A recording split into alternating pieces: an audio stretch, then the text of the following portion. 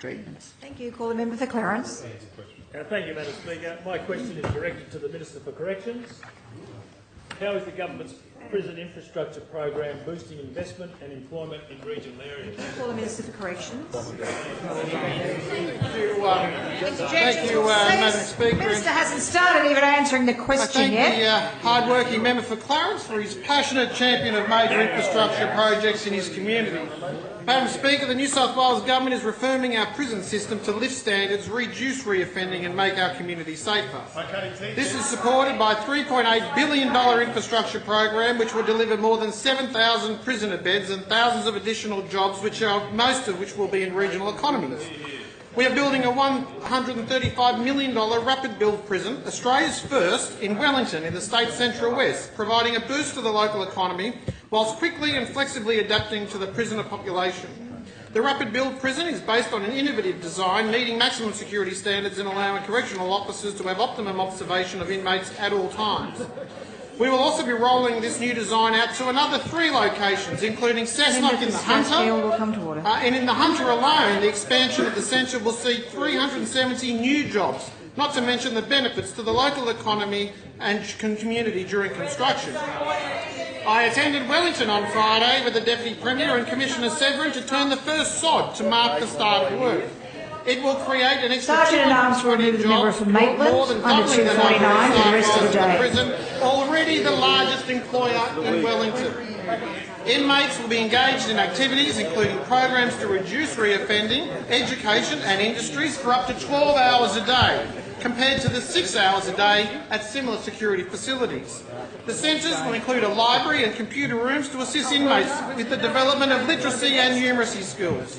We want our inmates rehabilitated and armed with the skills necessary to obtain employment post-release and get their lives back on track. Officers will have access to thermal imaging cameras to help stop contraband items entering the facility and a 24/7 immediate action team to respond to any unfortunate incidents. Madam Speaker, this government is committed to reducing reoffending by 5%.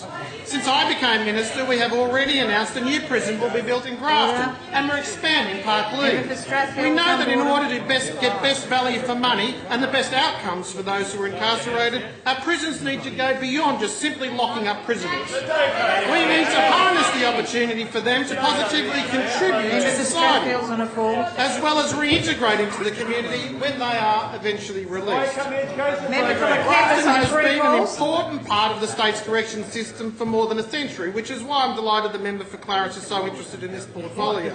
And the new prison in Grafton will bring more jobs and investment to the Clarence Valley region. Chris Galapis, the local member, has fought tirelessly to secure a strong New South Wales Government commitment to corrections in Grafton, and I thank him for it. The New South Wales Government's decision to deliver this new prison in partnership with the private sector was very intentional. We want a prison that will be at the forefront of best practice service delivery. We are not wasting a cent of taxpayers' money. We'll make sure our investments are effectively and efficiently managed because we owe it to the taxpayers who have entrusted their money with the bad government. In targeting reoffending, we are protecting victims of crime, reducing the cost of imprisoning offenders, as well as reducing the burden on police, courts, health and welfare. The Baird Grant Government is determined that this new facility will be an asset to the local Grafton area and embraced by the northern New South Wales region, fostering community involvement and providing local as well as Indigenous jobs. It will provide quality health care and mental health services for inmates while mindfully preparing them for reintegration to society. It will also provide specialised support services to inmates from other nearby correctional centres, saving the cost and impact of transporting inmates further afield. Overall, Madam Speaker, the New South Wales Government is delivering a record investment in the correctional system to implement an infrastructure strategy to meet the needs of the rising prison population.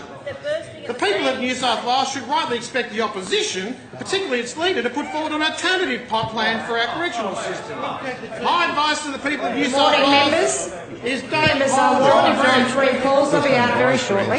The chances of the opposition coming up with a single corrections policy idea is about as likely as the member for Prospect Heining all those medals he claims to have. The opposition can continue to do the bidding of the unions and keep the media attention. We'll get on with investing in local economies, particularly regional areas, Madam Speaker, this government You is don't delivering... stop interjecting long enough to hear that you're on 3 calls, Member for Lakemba. Well, sorry, stop interjecting, then you'd hear how many calls you're on. I keep warning you.